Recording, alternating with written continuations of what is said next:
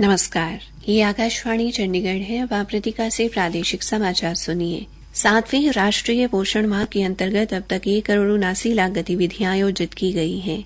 1 सितंबर से शुरू पोषण माह इस महीने की 30 तारीख तक चलेगा। इस दौरान खून की कमी, संतुलित विकास, पूरक आहार तथा पोषण भी, पढ़ाई भी और बेहतर प्रशासन के लिए प्रौद्योगिकी पर विशेष रूप से ध्यान दिया जा रहा है। अभियान के दौरान एक पेड़ मां के नाम अभियान के माध्यम से पर्यावरण संरक्षण पर भी जोर दिया जा रहा है। इसके तहत 13,95,000 आंगनबाड़ी केंद्रों को पौधारोपण में शामिल किया गया है। केंद्रीय महिला एवं बाल विकास मंत्रालय ने कहा है कि अब तक पूरक आहार से संबंधित 20 लाख से अधिक गतिविधियां आयोजित की गई हैं। मंत्रालय के अनुसार देश भर के विभिन्न राज्यों के 756 जिले सक्रिय रूप से जागरूकता अभियान में भाग ले रहे हैं और लोगों को पोषण संबंधी जानकारी दे रहे हैं। प्रधानमंत्री नरेंद्र मोदी 14 सितंबर को कुरुक्षेत्र से हरियाणा विधानसभा चुनाव के लिए चुनाव प्रचार का शंखनाद करेंगे। पार्टी की चुनाव प्रबंधन समिति के संयोजक संजय भाटिया ने रोहतक में और राज्य मंत्री सुभाष सुधा ने कुरुक्षेत्र में बताया कि प्रधानमंत्री 14 सितंबर को दोपहर 2 बजे थीम पार्क में पहुंचेंगे और विशाल जनसभा को संबोधित करेंगे। श्री सुधा ने कहा कि इस रैली से भारतीय जनता पार्टी जीत की ओर आगे बढ़ेगी और बीजेपी तीसरी बार प्रदेश में सरकार बनाएगी। राज्य मंत्री ने कहा कि इस जनसभा के लिए कार्यकर्ताओं में भारी जोश है। कांग्रेस ने हरियाणा विधानसभा चुनाव के लिए 9 उम्मीदवारों की घोषणा की है। पार्टी ने उचाला कला विधानसभा सीट से जननायक जनता पार्टी के दुष्यंत चौटाला के खिलाफ पूर्व सांसद विजेंद्र सिंह को उम्मीदवार बनाया है।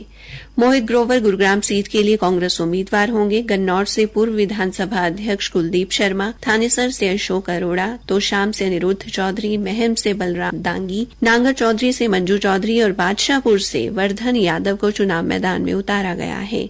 कांग्रेस पार्टी इससे पहले 31 उम्मीदवारों की सूची जारी कर चुकी है। 90 सदस्यीय हरियाणा विधानसभा के लिए अगले महीने की 5 तारीख को चुनाव होगा। केंद्रीय मंत्री मनोहर लाल ने करनाल सीट को लेकर बीजेपी के कई नेताओं में उपजी नाराजगी को दूर करने की कोशिश की है। मुख्यमंत्री नायब सिंह के करनाल की जगह लाडवा से उम्मीदवार घोषित किए जाने के बाद करनाल सीट पर पूर्व मेयर रेणुबाला गुप्ता और जगमोहन आनंद टिकट के दावेदार माने जा रहे थे, लेकिन पार्टी ने जगमोहन आनंद को टिकट दिया। इस कारण बगावत पर उतर आई रेणुबाला ने अपने समर्थक कार्यकर्ताओं की बैठक बुलाई है। उन्होंने कहा कि इस बैठक में वो अपने राजनीतिक भविष्य का फैसला करेंगी। कल देर शाम केंद्रीय मंत्री मनोहर लाल भी रेणुबाला को मनाने उनके आवास पहुंचे। श्री मनोहर लाल और रेणुबाला गुप्ता के बीच काफी देर बातचीत हुई, लेकिन कोई निष्कर्ष नहीं निकला। मीडिया से बातचीत में श्री मनोहर लाल ने कहा कि रेणुबाला गुप्ता चुनाव लड़ना चाहती थी। मुझे विधायक और सांसद बनाने में, साथ ही नायब सिंह को विधायक बनाने में इन्होंने सहयोग किया था। इनकी बहुत बड़ी टीम है जो कल फैसला लेगी। उन्होंने उम्मीद जताई कि वो पार्टी के पक्ष में फैसला लेकर बीजेपी उम्मीदवार को जिताकर बीजेपी की तीसरी बार सरकार बनाने में साथ देंगी।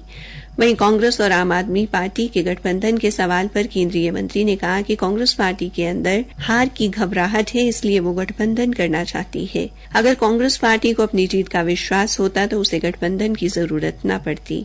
श्री मनोहर लाल ने कहा कि बीजेपी हरियाणा में मजबूती से चुनाव लड़ेगी और तीसरी बार भी सरकार बनाएगी। फ्रांस के पेरिस में कल रात पैरालंपिक खेलों का भव्य समारोह के साथ समापन हुआ। तेज बारिश के बावजूद बड़ी संख्या में लोगों ने संगीत कार्यक्रमों का आनंद उठाया। पेरिस पैरालंपिक में पूरे विश्व के 168 पैरालंपिक प्रतिनिधि मंडल के 4400 से अधिक खिलाड़ियों ने हिस्सा लिया। अंतर्राष्ट्रीय पैरालंपिक समिति के अध्यक्ष एंड्रू पार्सन ने कहा कि फ्रांस ने भविष्य के पैरालंपिक खेलों के लिए एक मानक स्थापित किया है। पेरिस के मेयर ने पैरालंपिक ध्वज श्री पार्सन को सौंपा, जिन्होंने इसे लॉस एंजलिस के मेयर को हस्तांतरित कर दिया। अगले पैरालंपिक खेल 2028 में लॉस एंजलिस में होंगे। काबिले गौर है कि भारतीय दल ने इस वर्ष पैरालंपिक में अपना सर्वश्रेष्ठ प्रदर्शन किया और 7 स्वर्ण, 9 रजत और 13 कांस्य पदक सहित कुल 29 पदकों पर कब्जा किया। इसी के साथ ये समाचार बुलेटिन समाप्त हुआ।